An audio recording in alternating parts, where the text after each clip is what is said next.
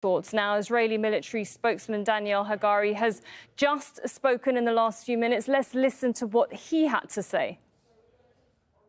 In response to months of continuous attacks from the regime in Iran against the State of Israel, right now, the Israel Defense Forces is conducting precise strikes on military targets in Iran.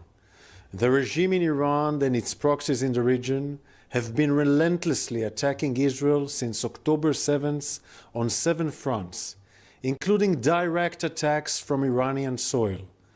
Like every other sovereign country in the world, the State of Israel has the right and the duty to respond.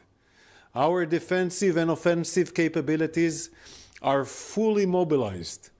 We will do whatever necessary to defend the State of Israel and the people of Israel. Well, that was from the Israeli military spokesman, Daniel Hagari. But let's go back to Rasul Sardar, our correspondent who's live for us in Tehran.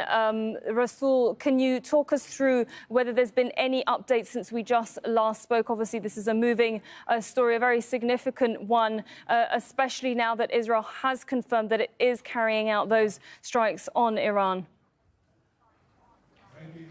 Indeed, as of now, in the capital, we are not hearing any sounds of the explosions. However, shortly before, we have heard at least 3 explosions, most of them taking place in the western part of the capital.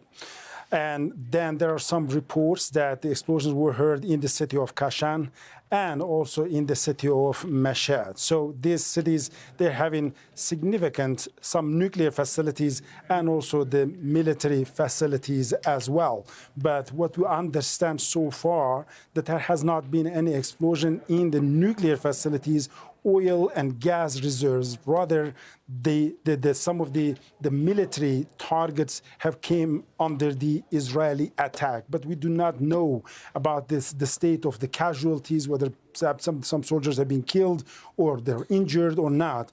However, there have been the reports of the explosion from these 3 cities. Now we are in Tehran, and we have also heard at least 3 explosions, but there are some reports that there were 3 more explosions in Tehran. So in total, we are talking about 6 explosions. However, here we are understanding from the Israeli spokesperson, the military spokesperson, that they have targeted the military facilities. They have targeted the military bases rather than going to the oil and nuclear gases or the nuclear facility, oil and gas facilities and the nuclear facilities. So that is telling us something, because we have heard of that again and again.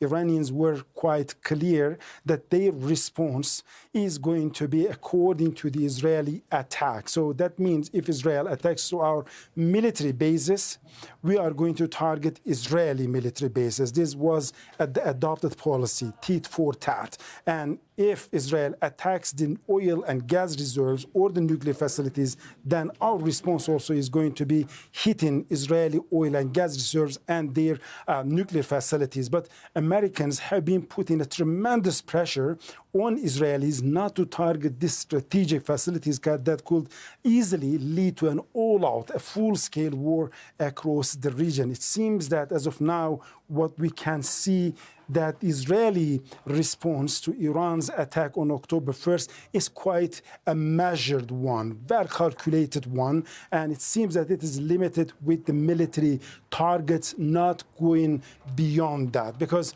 Tehran itself is holding some of the nuclear facilities, and as of now, when we can see, we're just scanning, we haven't heard that kind of explosions, and the reports that we are receiving, the nuclear facilities are operating normally so far.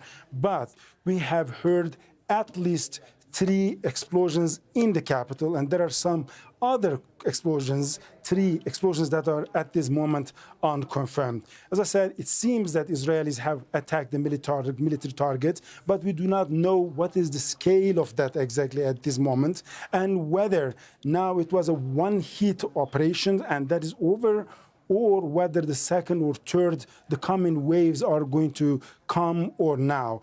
We do not know whether Israelis have concluded their attacks or they have just initiated that. So in the coming hours, we are going to have a clear sense and picture of that. However, in Iran, Iranians are saying that their air defense systems across the country are on the highest alert.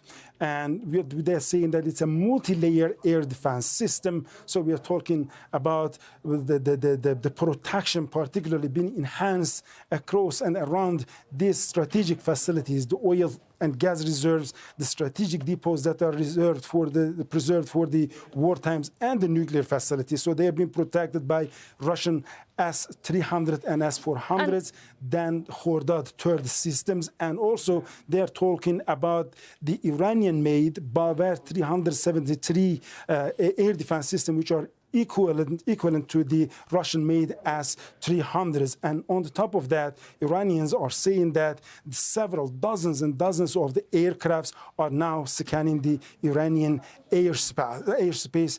And now the Iranian army is at the highest level of the readiness. If the scale of the Israeli attacks is quite big and huge, then Iranians are saying that they are going to respond to these with the same magnitude.